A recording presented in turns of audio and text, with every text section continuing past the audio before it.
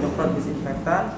Setelah 10 menit kemudian baru tim kedua yang perempuan itu membersihkan lagi, karena kan zat ini kalau ada yang alergi itu akan membuat iritasi di kulit.